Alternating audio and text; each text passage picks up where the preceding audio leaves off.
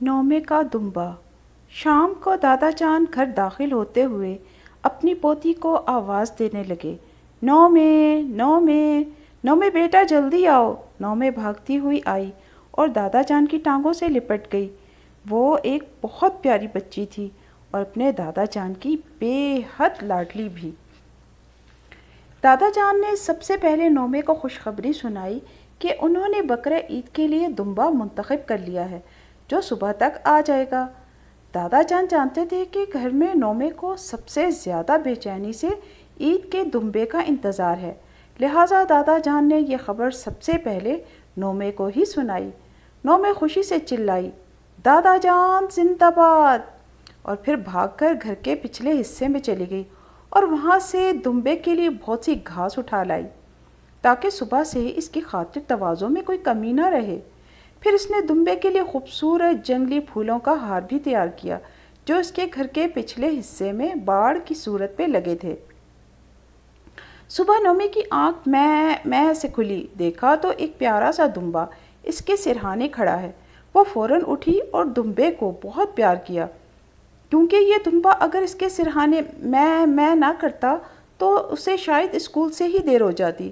اس نے خود ناشتہ کیا اور دمبے کو بھی چارہ دیا اور پھر اس کے اوپر سوار ہو کر اسکول کی جانب روانہ ہو گئی۔ تمام راستے راہ چلتے لوگ اسے رش بھری نظروں سے دیکھ رہے تھے۔ یوں معلوم ہوتا تھا جیسے وہ کسی شاہی سواری پر سوار ہے اور کسی شہزادی سے کم معلوم نہیں ہو رہی۔ اس کا چھوٹا سا بستہ دمبے کی گردن میں جھول رہا تھا اور پھر وہ شاہانہ تراک سے اسکول میں داخل ہوئی۔ اسکول کے ساتھی تو ساتھی، تمام اساتذہ حتیٰ کہ پرنسپل نے بھی نومے اور اس کے دمبے کو نہایت احترام کی نگاہ سے دیکھا اور اس کے لیے راستہ چھوڑا۔ جماعت میں پہنچ کر نومے نے اپنے دمبے کو اپنی میز کے نیچے بٹھا دیا۔ انگریزی کی مس بہت غصے والی تھی۔ نومے سمیت تمام بچے ان سے بہت ڈرتے تھے۔ چنانچہ مس نے کلاس شروع ہونے کے بعد سب بچوں سے نظم سننا شروع کی جو انہوں نے گزشتہ دن یاد کرنے کے لیے دی تھی۔ جب نومے کی باری آئی تو اگرچہ اسے ساری نظم یاد تھی مگر گھبراہٹ میں ایک لائن بھول گئی۔ اس نے پریشان ہو کر نیچے دیکھا تو اس کے دمبے نے نظم والی کتاب کا وہی صفحہ منہ میں دبایا ہوا تھا جہاں سے ساری نظم صاف اور واضح دکھائی دے رہی تھی۔ نومے کو جھٹ وہ لائن یاد آ گئی اور اس نے فر مس کو تمام نظم سنا دی اور شاباشی بھی حاصل کی۔ آدھی چھٹی کے وقت ہر بچے نے دمبے کی خاطر تواضع کی۔ کسی نے چپس کھلائے، کسی بچے نے اپنے لنچ میں سے کچھ کھانے کو دیا، اسکول کے مالی نے بھی درخت سے کچھ پتے توڑ کر کھلائے۔ غرض نومے کے دمبے کی خوب آؤ بھگت ہوئی اور ہر بچہ چاہتا تھا کہ نومے اپنا دمبا کچھ دن کے لیے اسے دے دے، مگر نومے نے صاف انکار کر دیا۔ اسکول سے چھٹی کے وقت دمبے نے بغیر کہے نومے کا بستہ اپنے گلے میں ڈال لیا اور زمین پر اس طرح اگلی ٹانگیں موڑ کر بیٹھ گیا کہ نومے آسانی سے دمبے پر بیٹھ سکے، اور پھر اسکول سے واپسی کا شاہانہ سفر شروع ہوا اور ایک بار پھر تمام لوگ رش بھری نظروں سے نومے کو دیکھ رہے تھے۔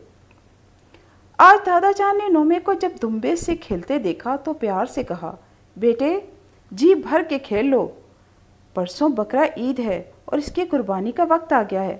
یہ سن کر نومے کی آنکھوں میں تو دکھ سے آنسو بھر آئے اور بولی، پیارے دادا جان آپ قربانی کے لیے کوئی اور جانور لے آئے نا۔ دادا جان نے نہایت محبت سے سمجھایا، بیٹا بقرہ عید کو عید قرباں اس لیے بھی کہتے ہیں کہ اس دن اللہ کی راہ میں قربانی کی جاتی ہے۔ حضرت ابراہیم علیہ السلام نے اپنے چہیتے بیٹے حضرت اسماعیل علیہ السلام کو اللہ کی راہ میں قربان کر دیا تو اللہ کو ان کی قربانی اتنی پسند آئی کہ ان کے بیٹے کی جگہ دمبا بھیج دیا۔ نومے پر دادا جان کی باتوں کا بے حد اثر ہوا اور وہ خوشی خوشی دمبے کی قربانی کے لیے راضی ہو گئی۔ قربانی کے بعد دمبے کے گوشت کے 3 حصے کیے گئے، ایک حصہ پڑوسیوں، دوسرا ناداروں اور تیسرا رشتہ داروں کے لیے مخصوص کیا گیا۔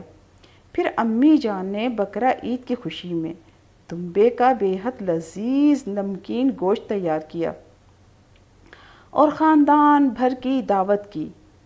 اب چونکہ سردیاں آ رہی تھیں، دادا جان نے نومے کو نہایت خوبصورت اونی اسکارف لا کر دیا اور یہ بتا کر حیران کر دیا کہ یہ اونی اسکارف اس کے دمبے کے اون سے تیار کیا گیا ہے۔ نومے یہ خوبصورت تحفہ پا کر بے حد خوش ہوئی اور جھٹ یہ اونی اسکارف اس نے اوڑھ لیا۔ اب اس کا پیارا دمبا ہمیشہ کے لیے اس کے ساتھ تھا کہ اچانک اسے میں کی آواز آئی تو اس کی آنکھ فوراً کھل گئی اور اس کے سرہانے دادا جان دمبے کے ساتھ کھڑے تھے۔ اگلی بقرعید کے لیے دمبا آ گیا تھا۔